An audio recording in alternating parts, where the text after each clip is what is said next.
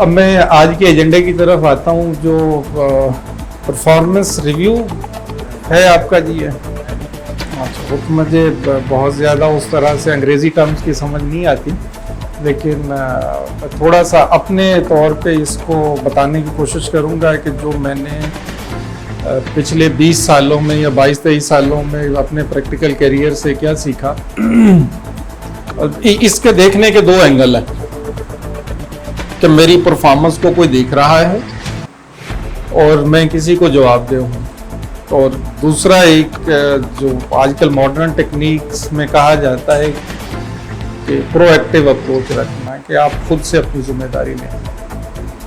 कोई आपसे ये ना पूछ रहा हो या आपके दिल में ये चीज़ ना हो कि मैं किसी को जवाब दूँ, लेकिन अगर ये अप्रोच ले लें कि ये मेरी जिम्मेदारी है, मुझे कोई पूछे नहीं पूछे, ये मेरा यहाँ तक जवाबदेही बनती थी, मैं इससे 2 स्टेप आगे जाऊँगा। इसका मज़ा अगर किसी ने लिया हो ना तो वो बड़ा शानदार है।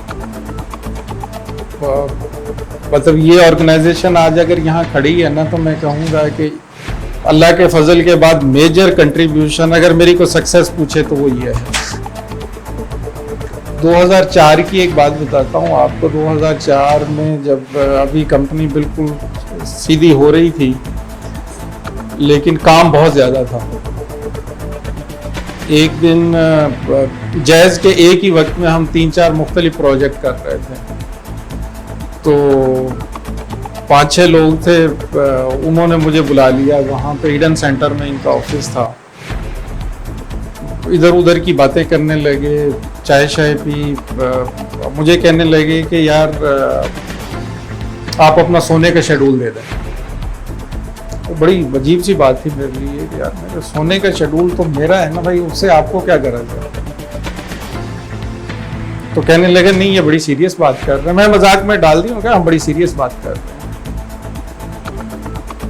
मैंने कहा यार उसका तो मुझे खुद भी नहीं पता, सोता कब हूँ, आपको क्या बता दूं। तो कहने लगे यार तुझे अपने ऊपर रहम नहीं है तो हमारे ऊपर ही रहम कर ले।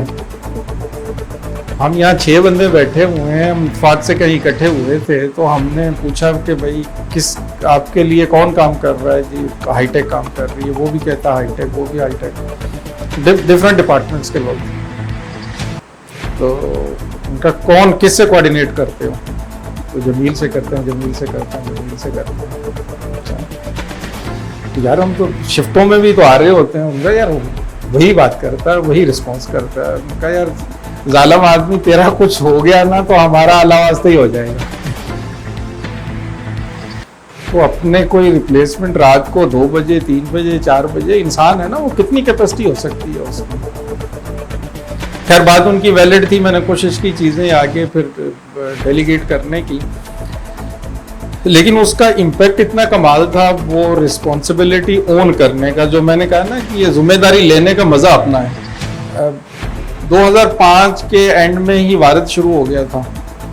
ये मेरे जितने भी कुलीग थे पाक्टल के, इनमें से वारद में मुझे कोई नहीं जानता था कि मैं अपना बिजनेस कर रहा हूँ या इस टाइप का बिजनेस कर रहा हूँ। वो 2-3 लोग जो जैज़ से आए उस वक़्त, उसी टाइप की जॉब्स वहाँ थी, तो उन्होंने कहा यार जमील को बुला लेते हैं, वो मसला ही कोई नहीं। आप सब आप जानते हैं ना उनको, अपना यासर को, यासर रहमान, ये मेरे साथ रोल आउट को वहाँ देख रहे होते थे। सरफराज वहाँ थे। बेसिकली भारत में एंट्री इन्होंने की।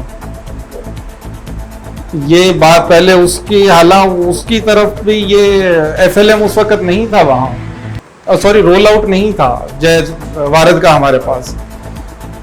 FLM के लिए बंदे चाहिए थे, तो उन्होंने कहा कि यार वो FLM भी वही करता है। तो हालांकि ये VPL का कॉन्ट्रैक्ट साइन हो चुका था, IEC को कॉन्ट्रैक्ट साइन हो चुका था, वो साइंड कॉन्ट्रैक्ट एक तरफ करके, और मेरी प्राइस भी ज्यादा थी। तो यासर ने कहा ख्वार हो जाओगे, काम इसी को दे दो, बचत हो जाएगी। ये साइटें बनाना तो बाद की बात है, तो इसमें उलझ जाओगे। 2008 में जब हमने टेलीनॉर में इंटर हुए, तो अब वहाँ भी हमारा कोई जानने वाला नहीं था। तो जैज़ के ही एक दोस्त थे जो वहाँ लेके गए और उन्होंने इंट्रोड्यूस करवाया। N2 का बड़ा टफ रीजन हमें दिया और आज अल्हम्दुलिल्लाह आपके सामने ही है कि हम ग्लोबल पार्टनर हैं उसके। जब हम ग्लोबल में भी गए तो वो हमें तो सिंगापुर की शक्ल तक नहीं देखी थी भाई, कैटरपिलर को कैसे कम्पीट कर रहे हैं, कैसे सोचें कि FG विल्सन हमारा वहाँ कम्पिटिटर होगा, CPG हमारा कम्पिटिटर होगा, हम कौन हैं। उन्होंने पुश किया तो यार तुमसे अच्छे नहीं है वो, किसी के साथ कोलैबोरेशन करके पहुंचो तो सही ना। हमें यही नहीं पता कि ग्लोबल RFPs में कैसे पार्टिसिपेट करते हैं, ये कैसे, यार ये पॉसिबल ही नहीं है जो ये कह रहे हैं।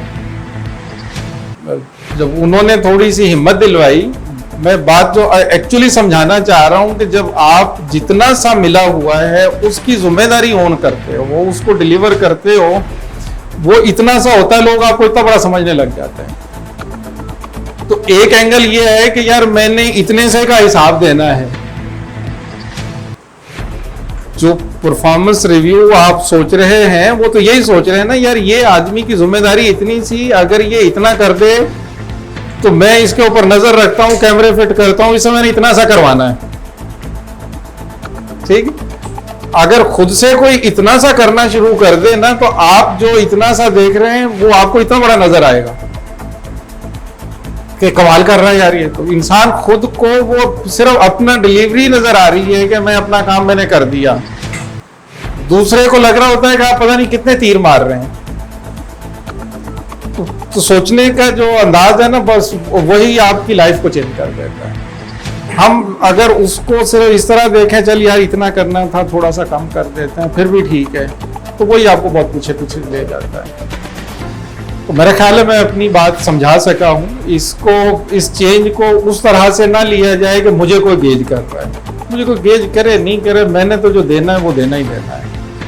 और अब इससे, इस ऑर्गेनाइजेशन से बड़ी मिसाल क्या हो सकती है कि यार हमने जितना सा डिलीवर किया। मैं जिस एंगल से मीटिंगों में पिछले 18-19 साल से देख रहा हूँ लोगों को, अपने घर का तो पता है ना मुझे कि हमारे घर में हमारे इनसाइड क्या है। आज भी हमारा कस्टमर हमें हमारी कैपेसिटी से बहुत बड़ा रैंक करता है। वो चलो हम आपस में लड़ रहे होते हैं, आपस में एक दूसरे से सख्त जुमले भी यूज कर रहे होते हैं और हमें पता है कि हमारे अंदर इंप्रूवमेंट की गुंजाइश बहुत ज्यादा है, उसके बावजूद भी वो कहते हैं कि यार ये बड़े कमाल लोग हैं। तो जब हम वाकई कमाल हो जाएंगे, जिसके लिए असद साहब कोशिश कर रहे हैं, जवाद साहब कोशिश कर रहे हैं, आप सारी टीम कोशिश कर रही है, तो जो मैं एक्चुअल में कहना चाह रहा था ना कि जिम्मेदारी का मजा लिया है कभी आपने, वो जिम्मेदारी का मजा उस वक्त आएगा जब आप वाकई हम कहेंगे कि यार मैंने 100% कर दिया अपना। तो आई होप कि हम इसको उसी तरह लेंगे और उन्हीं डायरेक्शन में इसको इम्प्लीमेंट करेंगे। मैं चूंकि कस्टमर के एंड को भी देख रहा होता हूँ, बाकी कंपिटिटर्स का भी मुझे अंदाजा है, मैंने शायद 1-2 दफा पहले भी आप लोगों से जिक्र किया कि जो इस टीम का पोटेंशियल है अभी हमारी डिलीवरी उसके करीब करीब भी नहीं। मतलब नोकिया जैसी ऑर्गेनाइजेशनों में, हवावे जैसी ऑर्गेनाइजेशनों में, इवन जो ऑपरेटर के लोग हैं, शायद कुछ चंद लोगों को छोड़ के हमारी टीम अल्हम्दुलिल्लाह बड़ी जबरदस्त किस्म की टीम है, बड़ी ब्रिलियंट टीम है, एफर्ट्स भी कर रहे हैं। और थोड़ा सा मैं कहता हूं कि वो उसमें मैं अपना फेलियर भी कहता हूं कि अगर मैं इस टीम को लीड कर रहा हूं तो वो हार्मोनी क्रिएट नहीं कर पा रहे हैं। तो मैं रिक्वेस्ट करूंगा एंड पे कि इस गैप को ब्रिज करें